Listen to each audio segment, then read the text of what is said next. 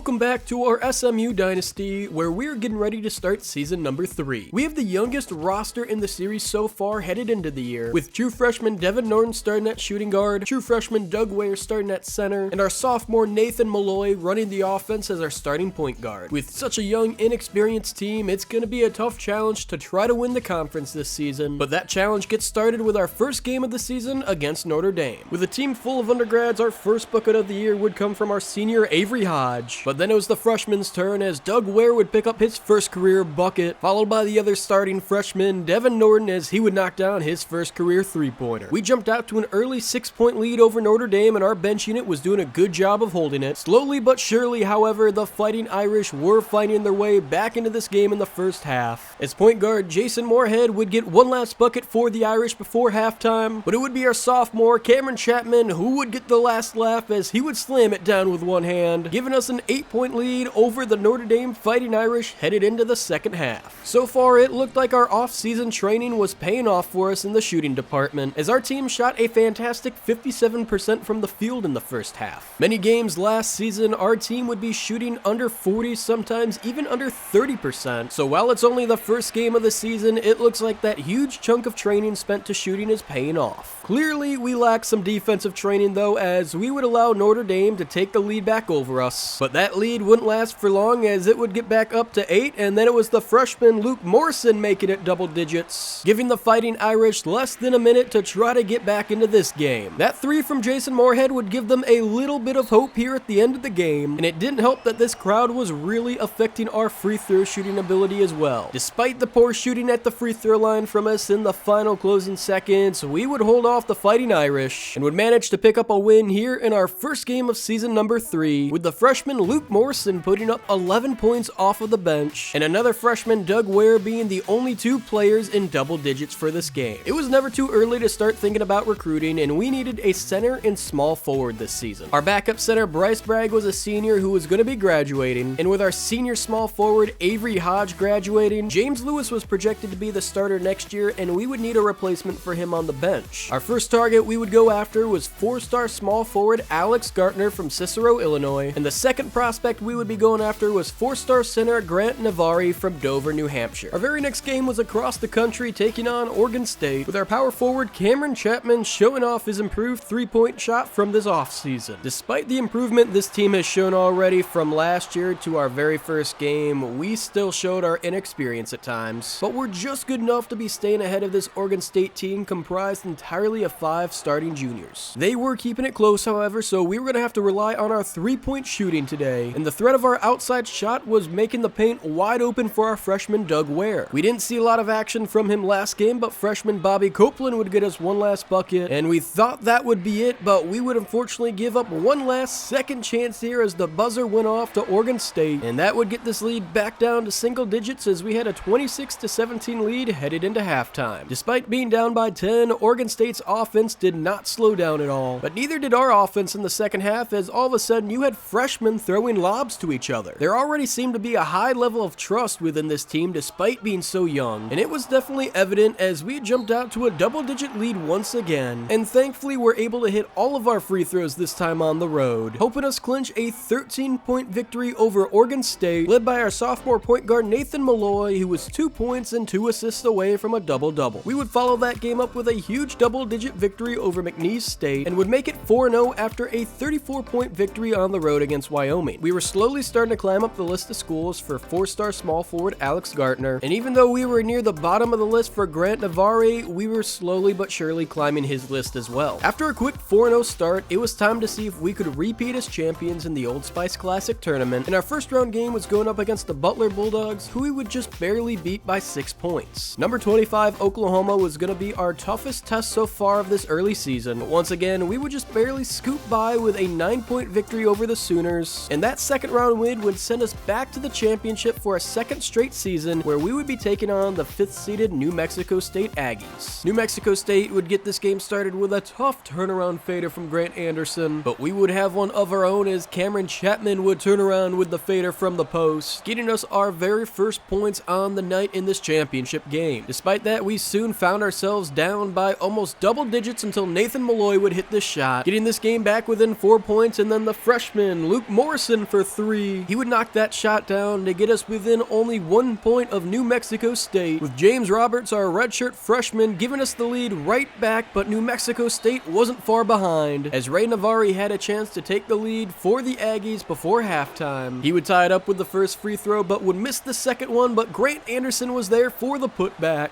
giving New Mexico State a 2-point lead, but Cameron Chapman would respond just in time, tying this game up at 25 apiece as we headed into the second half. Nathan Malloy would get things started in the second half with this step-back jumper from the right baseline, as our lead had slowly grown out to 6 points, and it was Nathan Malloy again, this time from deep. But despite our best efforts, we just couldn't seem to pull away from New Mexico State here in the second half, as they were only down by 5 with less than 30 seconds to go in this game. They would send Nathan Malloy to the charity stripe, where he would knock down both his shots, and as a team, we wouldn't have any problem from the free throw line this time tonight, and we would hold off for the victory here over New Mexico State, where we would repeat for 2 seasons in a row as Old Spice Classic Tournament champions, thanks to a great 12-point game from our sophomore Cameron Chapman today. Our next game was at home, going up against the Ohio Bobcats, and this was an extremely important matchup because 4-star prospect Alex Gartner was visiting. Hopefully he was impressed with this 40-point victory over the Bobcats, but we didn't have time to rest because our very next game going up against Drexel was just as important because 4-star Grant Navari was visiting for this one. It was a lot closer as we would only get a 9-point victory over the Dragons, but at the end of the week, 4-star small forward Alex Gardner had officially signed with SMU, and even though we were his first team on his list, we still hadn't signed Grant Navari yet. We would end the first month of season number 3 undefeated at 9-0, and that found us ranked in the top 25 for the very first time this entire series. 3 games into the month of February, we were still undefeated at 12-0, but unfortunately had fallen down to second on Grant Navari's list and were all out of recruiting points for the regular season. We didn't have any points left, but hopefully a big time win against Penn State could help change his mind and get him to sign with us. A win against a Big Ten team like Penn State could really help solidify us as one of the top teams in the country this year, because even though they were unranked, any win against a Big Ten team in basketball was always a big win for us. We got hot to start this game from beyond the 3-point line. Specifically, it was our freshman Devin Norden getting off to a 2-for-2 start from beyond the arc to put us up by 6, and why not make it 3-for-3 on the night. And with this fast break layup here, the freshman would be in the double digits scoring and put us up by double digits. That is where the lead would stay headed into halftime, as we had a 10-point lead over the Nittany Lions, and we weren't slowing down from beyond the 3-point arc to start the second half in the least bit. Penn State was trying to do their best to get back in this game, as they would get it only down to a 5-point deficit, but despite their efforts on offense, they didn't have enough effort on defense to slow us down, and with the 3-point ball falling effortlessly for us in the second half as well, we would manage to hold on to this double-digit lead and pick up the win over Penn State on the road, thanks to a 19-point performance from our freshman shooting guard Devin Norden. We had 1 game left in non-conference play and would pick up a 90-71 victory over Siena, which for the first time in this series, we would finish conference play undefeated at 14-0, and were led by our true freshman Devin Norden, who was averaging 22 points a game, and our freshman center Doug Ware, who was basically averaging a double-double a game. We had already landed 1 4-star recruit this season, but with 0 points remaining, it didn't look like we were going to end up landing Grant Navari, so all we could do at this point was just focus on playing our best through the next 2 months of conference play. Conference play would get off to a great start with a 69-point win over Southern Miss, and through the first 5 games of January, we would go 4-1, currently sitting in 3rd place at the Conference USA standings, getting ready to take on the 1st place Memphis Tigers. We had a bit of revenge on our mind for this game against the Tigers tonight, because if you remember from last season, they were the ones who knocked us out of the conference tournament in the conference championship game. So we definitely want to come out and sweep these guys in the regular season this year, and hopefully later down the road in the conference tournament, we get a chance to beat them. So far, it was a closely contested game halfway through the first half tonight, as both teams up until this point were both shooting over 40% from the field. Memphis would manage to take the lead just with a minute and a half left to go in the first half, but we would get that lead right back from this inbound jumper from Nathan Malloy. Up by 3 now with just over 10 seconds left to go, the sophomore would find his way to the charity stripe, and after knocking both of his free throws down, we would head into the locker room with a 5-point lead over the Tigers, 28-23. This was getting close to a double-digit lead for us in the second half, but Memphis was not slowing down at all, as they would open up the second half with a 3-point play the hard way, followed up from one beyond the arc.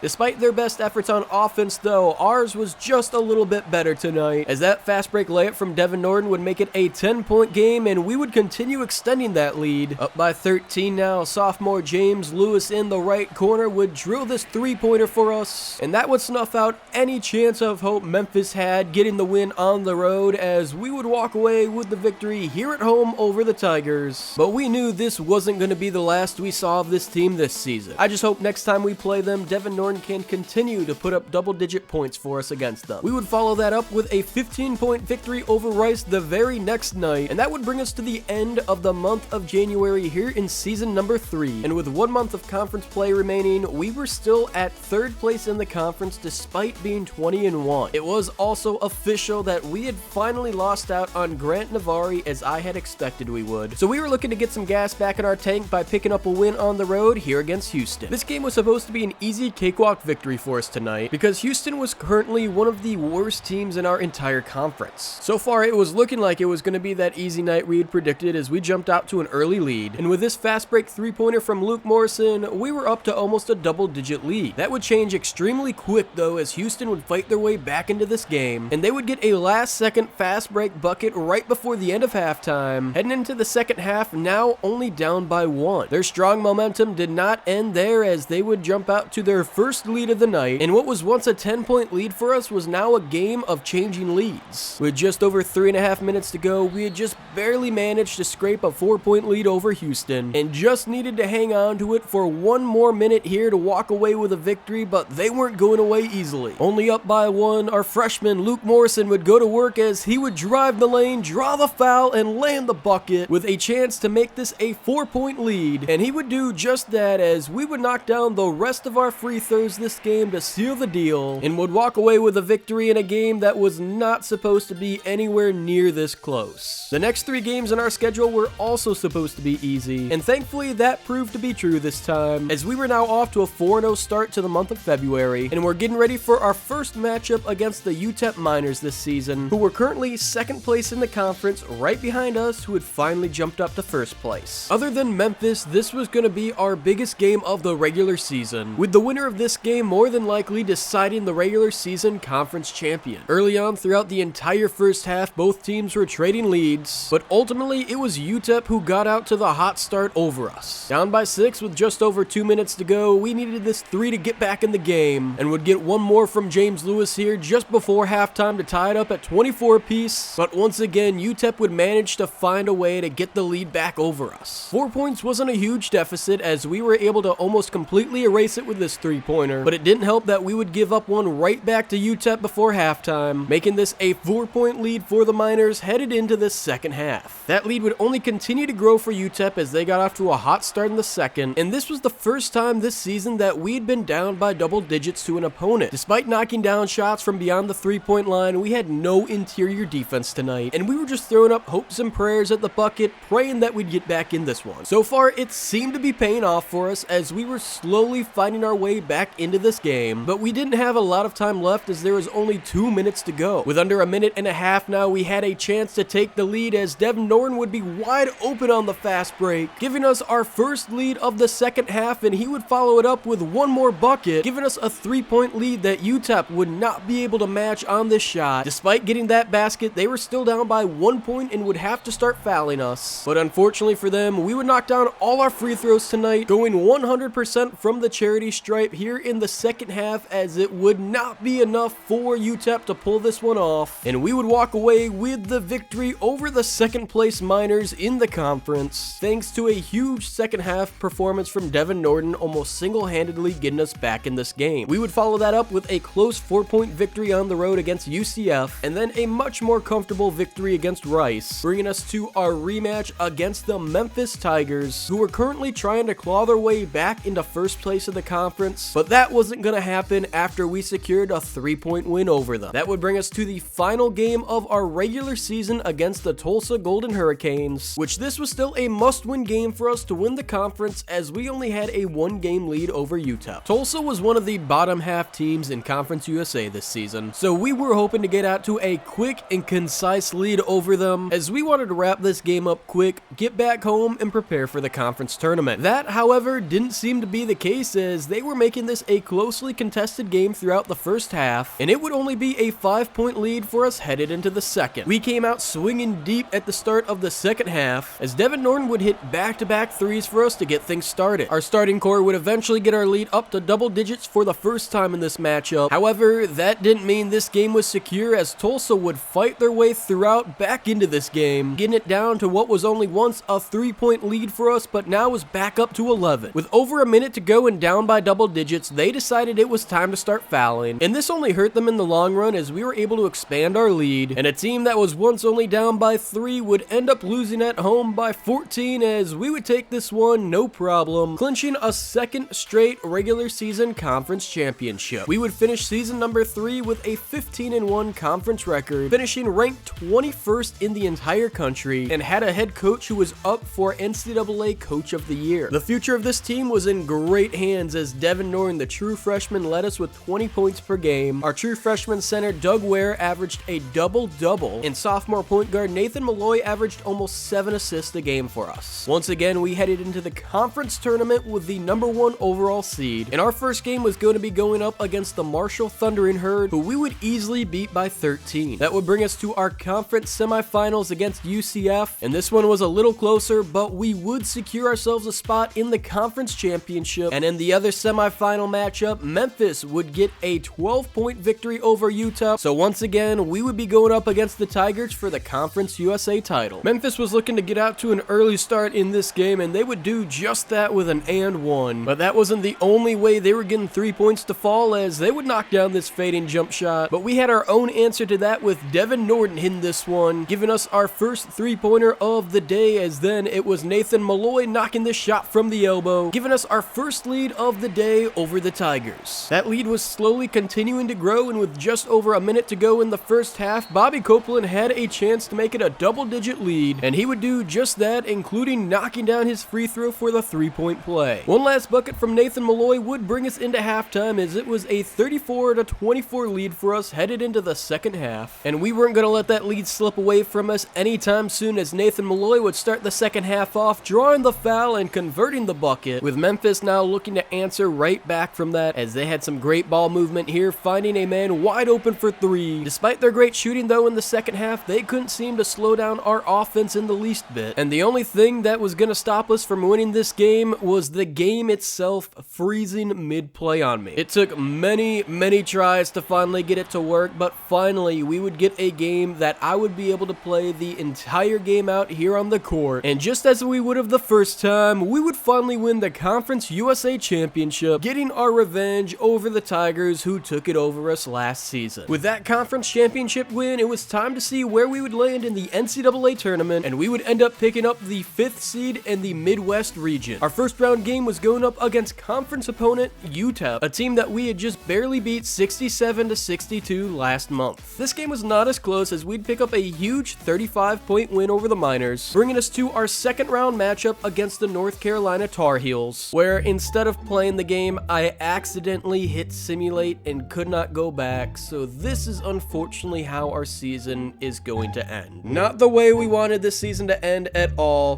but it is time to retool and get ready for the offseason. We would start by officially signing 4-star small forward Alex Gardner, who committed to us during the regular season, and thankfully we weren't losing too many young players, as freshman Luke Morrison was transferring out of the program, and the only starter we had to replace was Avery Hodge, who was graduating. James Lewis was set to fill the empty small forward starting position, but now we needed a backup point guard as well as another center coming off the bench. So we would go after 4-star center Daniel Tripp, 4-star center Doug Hughes, and 4-star point guard Alex Ferguson in off-season recruiting. And we would end up landing the 4-star point guard and Daniel Tripp, but would lose out on center Doug Hughes. As I said earlier, James Lewis was stepping into the starting lineup for the first time in his career, and our 4-star freshmen Daniel Tripp, Alex Gardner, and Alex Ferguson were all going to be key players coming off the bench unit for us this season. The Old Spice Classic tournament must have got sick of us winning it 2 years in a row, so this year we were going to Maui to play the preseason invitation. sensational. And this truly surprised me, as we were expected to finish 3rd in the conference and our recruiting class was given a C+.